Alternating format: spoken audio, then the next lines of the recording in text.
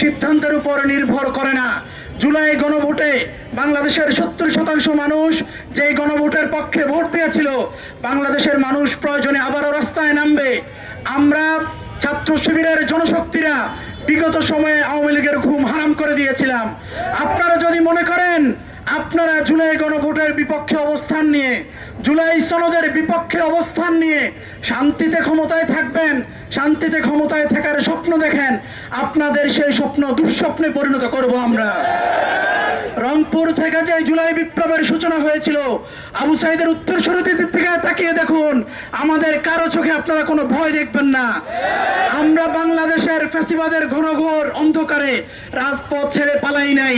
আপনারা যদি নতুন করে ফ্যাসিবাদী রাষ্ট্র কায়েম করতে চান, আপনাদের বিরুদ্ধে, আওয়ামী লীগের বিরুদ্ধে যেভাবে আমরা মাঠে ছিলাম, সেভাবে আমরা পুনর্বার আপনাদের বিরুদ্ধে আন্দোলন গড়ে তুলব।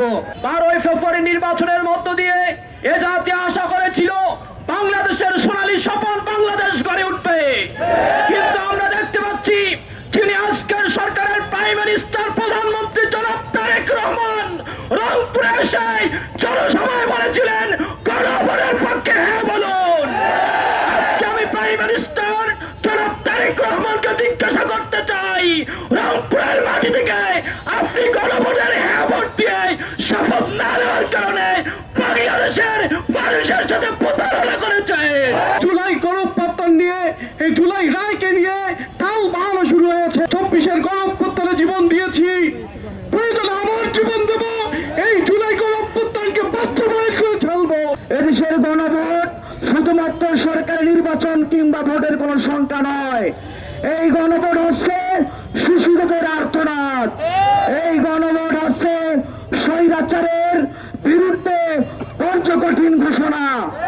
যে বা যারা টেবিলের নিচে এই গণভোট নিয়ে ষড়যন্ত্র লিপ্ত হচ্ছেন, তাদের উদ্দেশ্যে বলতে চাই, আগুন নিয়ে খেলবেন না।